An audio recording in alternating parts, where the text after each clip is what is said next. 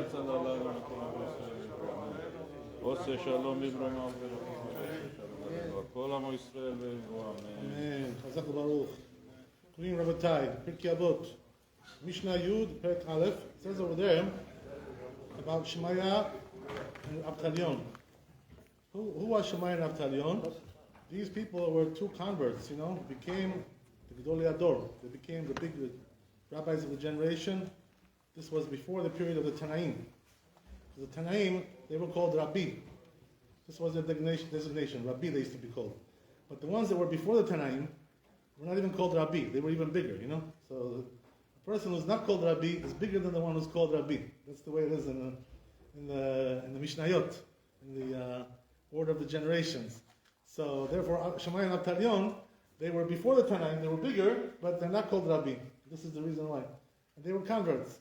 So what does Shemaiah tell us in the Pirkeh Avot? Some interesting things, He says, first of all, what does that mean? You should love to do melacha. Melacha, what does that mean? Labor, right? Yeah, labor. You got to do love labor. What does that mean? Go and get a job, do something. Why is that? What's the reason why?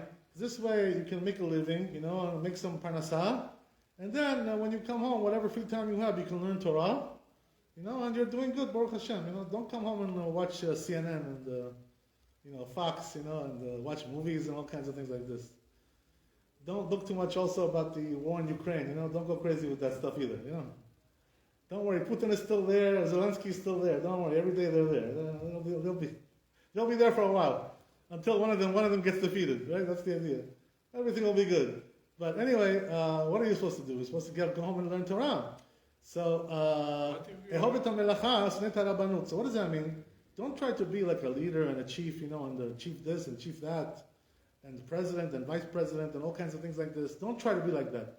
If they make you like that, that's okay. Don't worry, you can take the job if you're qualified, But don't try to become like that, Don't try to become like advance, your political career, and try to go up the echelons of the ladder of success, You don't need all that. You know why? Because it says, right, the Chazal say, Rabbanut, horeget et ba'aleha, right?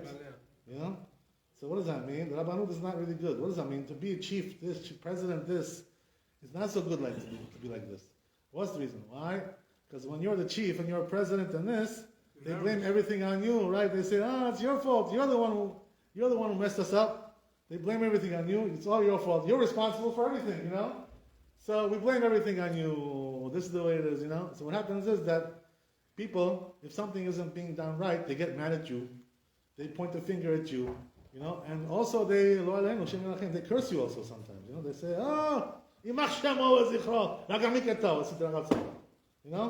They curse because they get mad, They say, he's not treating me properly.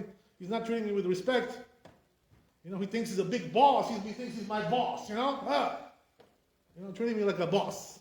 But from the other hand, somebody have to take the leadership. That's true. Yeah, it's true. Emet. Very, very true. Somebody's got to do it. That's why I said, if they ask you to do it, you can do it. That's not. I'm not talking about that. But don't try to become a boss. And the reason is because you're going to lose. You're going to. This is the thing. Don't try to become a boss. Don't try to be a big shot. Because it's better to be a private citizen. Just stay home. Be with your family. This way you're much safer.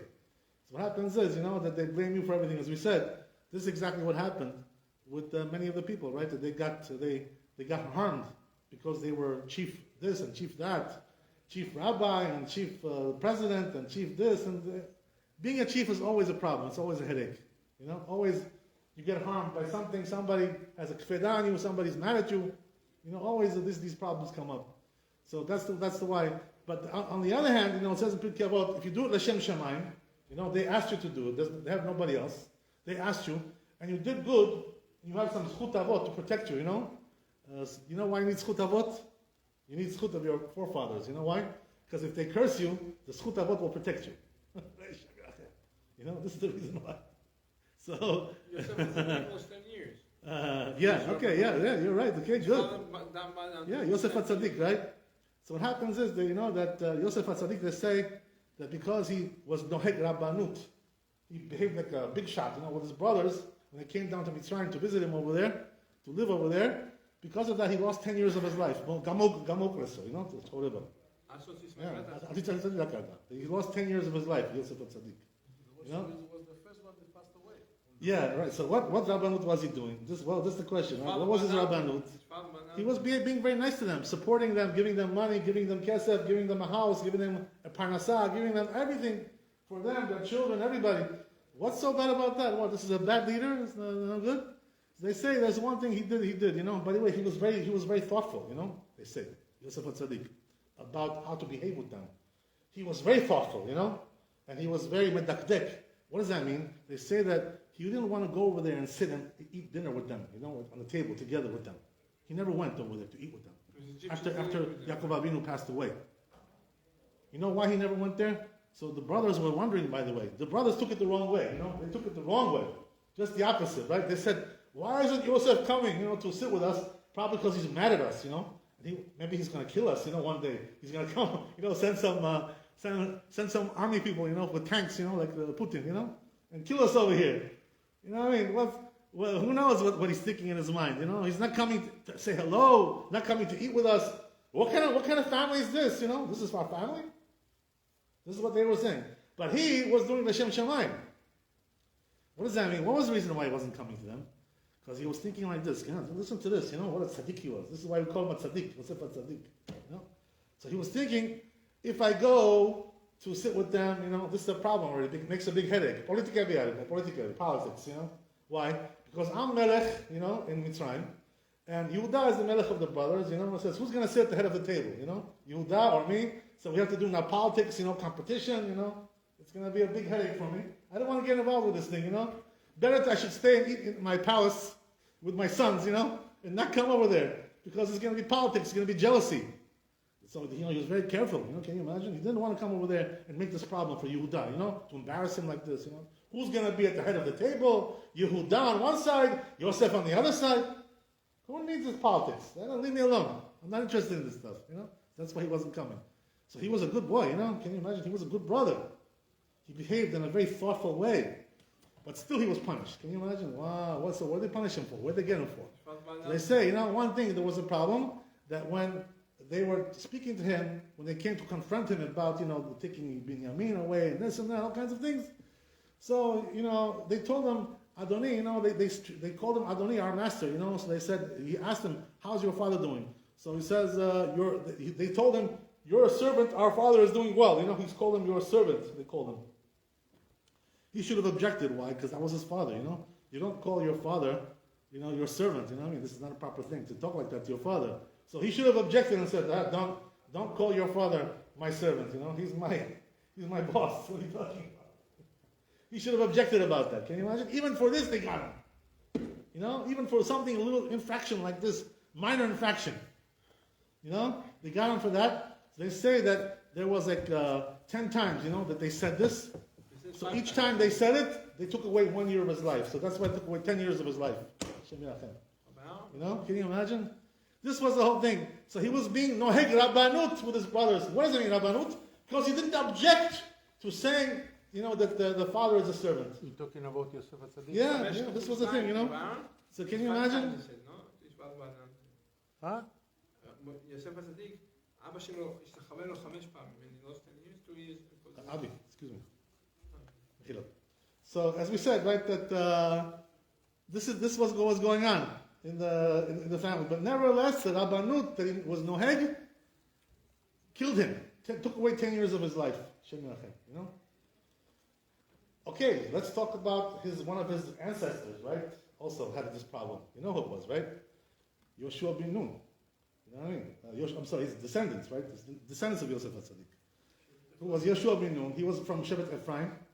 You know? So what happened was that Yoshua bin Nun also, his life was shortened. Same thing like Yosef. He was supposed to live 120, and he only got to 110. Same thing. Just like the father, same thing with the son. Can you imagine? So what happened with Yoshua bin Nun? Why did he lose 10 years? There was several reasons why they say the Chazal, he lost 10 years. Just like Yosef HaTzadik, there's several reasons.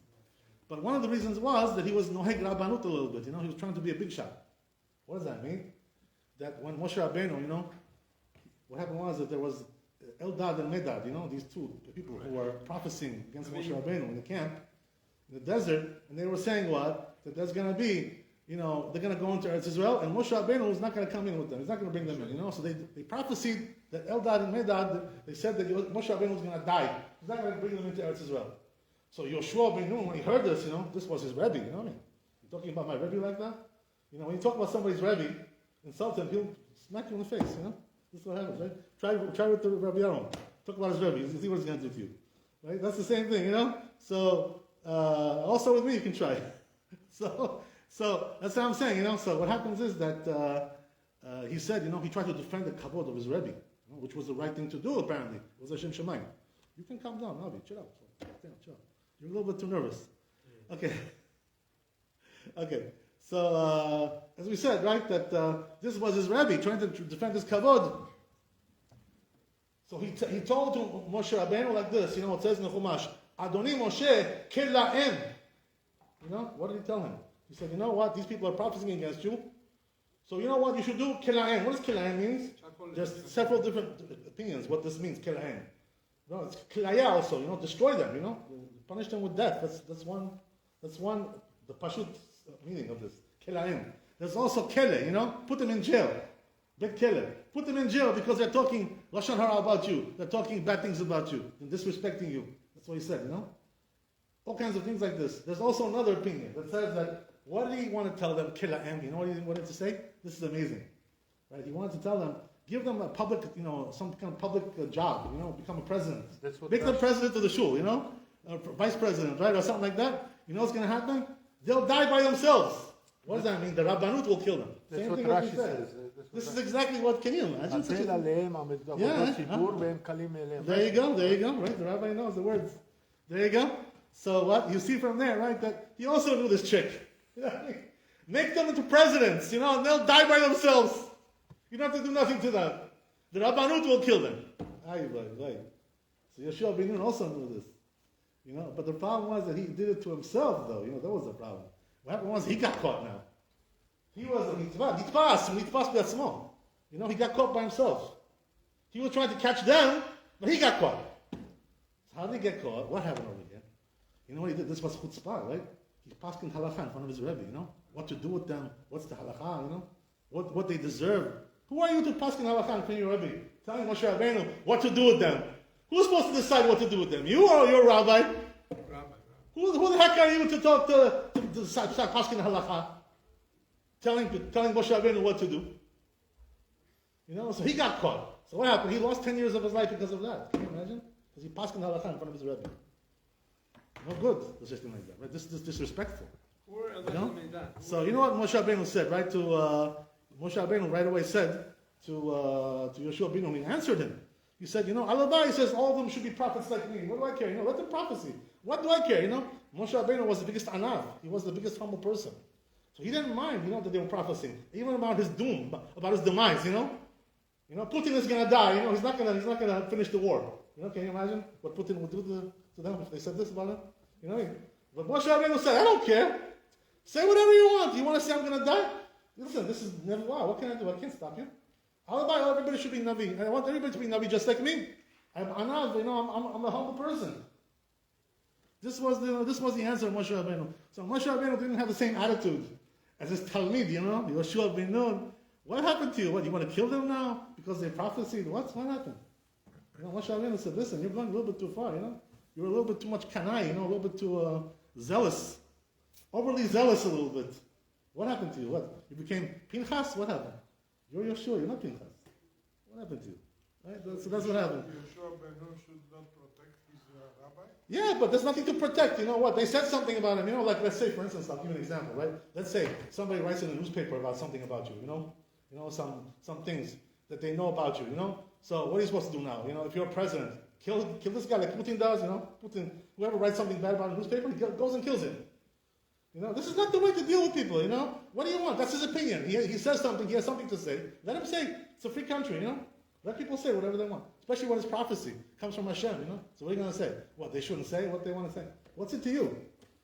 Hashem gave them the prophecy. That's what they said. So what's it to you? Moshe Rabbeinu said, that's fine, don't worry. I have no problem with it. Let them do whatever they have to do. Hashem gave them prophecy. Baruch Hashem, very good. I'm happy. You know, it should be everybody like that. That's what he said. So what are we seeing over here? So, as we said, right, that this was the situation with Yoshua bin Nun. So same thing, and again, right, we have the same idea that the Rabbanut kills people, you know? You don't want to be, that's why, better not to be chief rabbi, you don't want to be chief this, chief that. You don't need all these stories. You don't need all this stuff. Just be a regular guy, run away from Rabbanut, run away from authority, you know? Don't try to be chief this and chief that. Be a regular guy like everybody else. What do you care? I'll tell you the honest truth. You should know, by the way. There are some people who have a different approach with these kinds of things, you know. But they say about two of the great Chachamim that we had in the Achronim, the last 300 years. You know who they were, right? Vilna Gaon, Gaon Vilna. They say Gaon Vilna, he was the biggest, you know, Chacham in Europe at that time. You know, nobody was like him. He was Gadol Ador. You know, nobody was like him. But anyway, you know, they came to him in Vilna, you know, over there where he was living. They asked him. They said, you know, you want to be the chief rabbi of the town? We'll make you the chief rabbi. Look, listen, you're the Gadol Ador. We'll make you the chief rabbi. You know, well, it's a natural thing, you know. You're going to be chief rabbi. So you know what he said? I told him, he said, I don't want to be chief rabbi. I'm sorry. He says, I'm sitting in my house learning. You know, who was coming to him to teach him? Eliyahu Hanavi and the Malachim were coming, you know, to lining up in front of him to teach him Kabbalah. And he listed out to be chief rabbi, you know, to deal with the shchita, you know, and the, you know, if the lungs are trefa or they're kosher. He's got more important things to do. It's better hate you know? That's the thing, you know. So he said, I don't want Rabbanut. I don't want to be chief rabbi. I'm sorry. I don't want to be. I'm not interested. Not interested. Same thing, you know, they say they came to the Chazon Ish, you know, who was also Gadol Ador, 100 years ago, right? As well. Came to Bnei Brak over there. They asked Chazon Ish, you know, they came to the Tzionim. They asked him, they said, Rabbi, Kvod Arav, you want to be chief rabbi of Israel? Ashkenazi chief rabbi. Oh. You know, they told him, I said, no, I'm sorry, I don't want to be chief rabbi. I just want to sit in my house and learn Torah. I'm not interested in being chief rabbi. You know? So this is exactly what it's telling you. You should hate the Rabbanut. Don't try to look for Rabbanut. Some people, even when they ask them to do it, they don't do it. Same thing, you know, if you look in Choshen Mishpat, by the way, if in the Shulchan Aruch, the first thing it talks about over there, you know, the laws of Mamonot, Dinei Mamonot, monetary law. The first thing Shulchan Aruch talks about is laws of Dayanim, the laws of judges, you know. What are the judges supposed to behave like? What are they supposed to be like? The judges, the Dayanim. So you know what it says about them? It says in Shulchan Aruch that in the old days, you know what it was? People, all the big Chachamim, they tried to run away from being Dayanim. They don't want to be Dayanim. They weren't interested, even though pay is good, it's a good paying job, you know. In Israel today, you become a Dayan, you get a good salary, you get a car, you get a pension, you're set for life, you know, that's it, you're set for life. You retire, you know, it's at the age of whatever it is, right, 65, and the rest of your life, you're all set. You get a salary, you get pension. You have a good life over there. What, are you kidding me? Nothing better than that. You know, but nevertheless, says Shulchan Aruch, that, you know, in the old days, the people were tzanua, you know, the Chachamim. They were modest. So, when they tried to run away from being Dayan. They didn't want to be Dayan. You know, they tried always to avoid it as much as possible, you know. Only if they would come and beg them, you know, they would say, oh, Rabbi, please, you know, we have nobody else but you. You know, so come and be Dayan. If you don't be Dayan, we're not going to have a bed din over here. There's not going to be nothing. You know? So then they were coming to do it when there was no choice. But otherwise, they were trying to run away from this. Because it's Heves Neta Rabbanut. That's exactly what it says. Avtalion. You know? I'll give you a couple of stories and we'll finish off with this, you know? Some interesting stories about this. I want to show you some politics, by the way. So, it's Israel today, you know, in our generation, what happened. You guys may not know all this stuff, but I'll tell you some political secrets in the Rabbanut of Israel today. So, you know what it was, right? That when Maran, he was growing up, he was, you know, he became Gadol Ador. At the age of 30, he was already Gadol Ador. You know, that's what happened, you know. Rabbi Ezra Tia, who was Rosh Yeshiva of Parat Yosef, he said about Maran, he said about him, when he was 30 years old, he says he already knows the same Torah as the Ben Ish Chai, you know, on the same level as Ben Ish Chai. Can you imagine? At the age of 30. Wow! That's an amazing thing, you know? Can you imagine at the age of 30, like this? He was Gadol Ador. But nevertheless, you know, the rabbi never looked to be chief rabbi of anything. He was teaching, you know, going from Bet Knesset to shul, hopping from one shul to another. Rabbi Mutzafi told us, you know, one time, Rabbi Musafi, he He said that one time, him and Rabbi Yaakov, the son of the rabbi, they used to go after him on Shabbat, when the rabbi was going on Shabbat, going from shul to shul, giving shiurim, giving drashot. So they said, we counted how many drashot, how many shiurim did he give on one Shabbat? You know how many he gave? 12. 12 shiurim. He used to go from one, he went to 12 shuls, each one giving a shiur over there. This is what he was doing. Can you imagine? When does he have time to eat? When does he have time to sleep? No sleep, no eating, no nothing. Same shiur or different shiur? I don't know. You have to ask him. Ask him in the dream, maybe. He'll come to you. I don't know. Definitely different shoe. Oh, okay, whatever it is, right? So that's what he used to do. Can you imagine? He goes to 12, but the timing is like really tough, can you imagine? Doing this 12 shiurim in one Shabbat. This is what the rabbi used to do, So he used to go. This was his job. This was his career. He wasn't, he was getting barely any money for these things. Sometimes they were paying him a little bit, He didn't care. They're paying him, they're not paying him. He was doing anyway. Whatever it was, it was. So what happened was like this, that one time, Rabbi was his rabbi, was his Rebbe, came to him. He told him, he says, listen, I want you to go and now become chief rabbi of Tel Aviv. You have to do this job because nobody else is going to do this job. You're the one who has to go and make a revolution over there, make a mapach, and correct everything and make everything straight and correct, all kinds of things. So he told him, he says, you got to go there, move to Tel Aviv and become the chief rabbi there. We'll support you, we'll elect you, we'll get you elected, bah. So the rabbi told him, he says, but what am I going to do with all these kelot, that I'm teaching them Torah? Who's going to teach them? So Rabbi Zeratia told him, he said, you're going to do more good over there in Tel Aviv than you do over here. Whatever you do over here, it's only a fraction of what you'll do in Tel Aviv. You'll give over there shiurim, you'll make all kinds of changes in the Rabbanut, you'll get everything the right way, the Dayanut, everything. He says, you'll do much more over there. He says, I'm commanding you to go, whether you like it or not. I'm your rabbi, listen to me. You have to do it. That's what he told him, So he went. When your rabbi tells you something, you got to do it. What can you do, That's the way it is, right? So he went, became chief rabbi of Tel Aviv. Okay, so now what happens is, right, that it's over, there's a term limit there. So he finished his job there in Tel Aviv. So now he came back to Yerushalayim again. So what happened was that now all of a sudden, it wasn't Rabbi Zeratia anymore. Now came to him some other people and told him, now you have to become chief rabbi of Israel. They told him. He didn't was looking for that. You know who this was, by the way? Who came to tell him be chief rabbi of Israel? This was the Ashkenazim that came to him. Can you imagine? The Ashkenazim who gave him the hardest time, they gave him a big headache. Always they gave him a headache, the rabbi. Nevertheless, at that time, it was convenient for them that he should go up and become the chief rabbi. You know why? Because there was another chief rabbi there, Rabbi Nissim, they didn't like him, the Ashkenazim. He was a tough man, Iraqi, tough guy. Iraqis are tough people, So they didn't, what they told him to do, he refused to do, He didn't want to do like them. He told the Ashkenazim, he says, you're not my boss, listen, I'm a chief rabbi. Don't tell me what to do, I'll do whatever I want. Don't try to become my boss.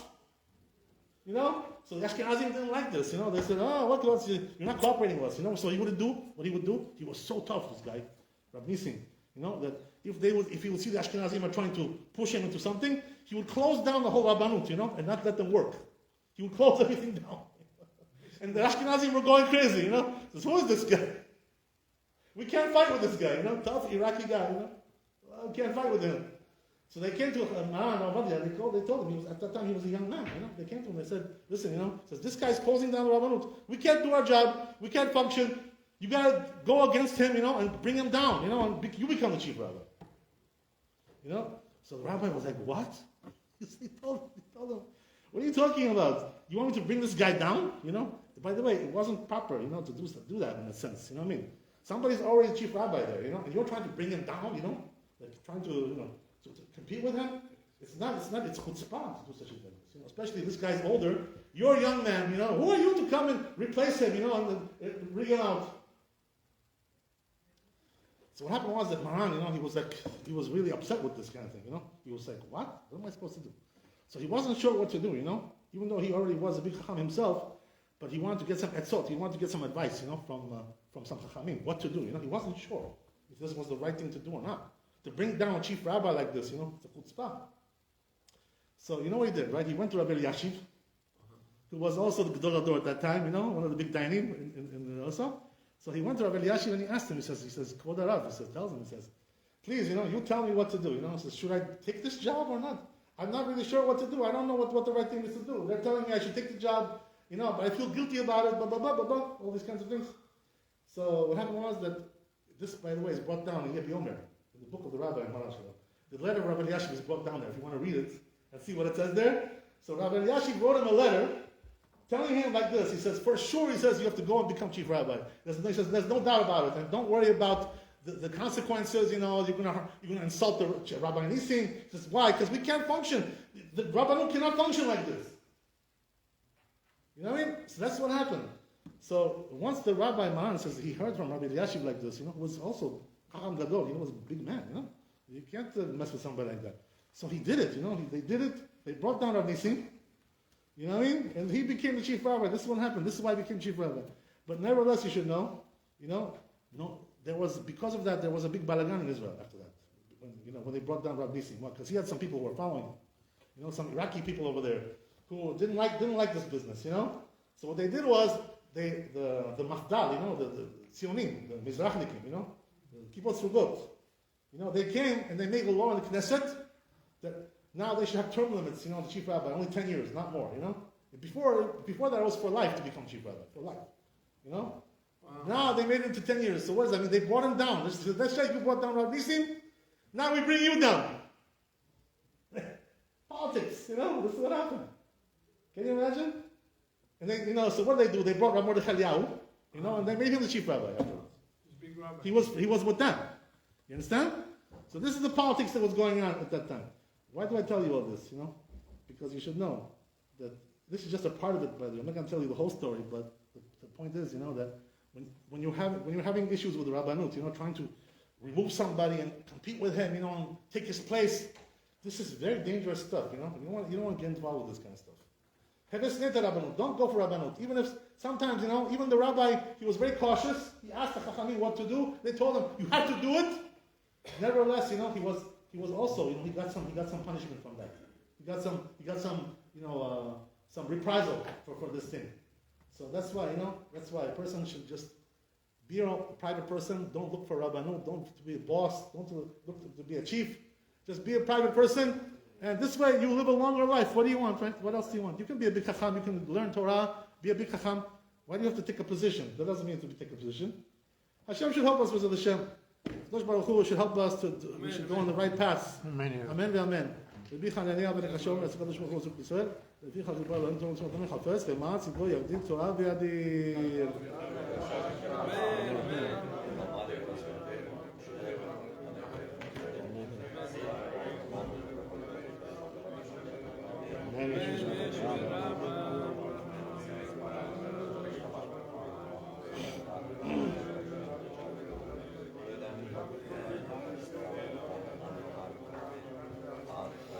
Amen.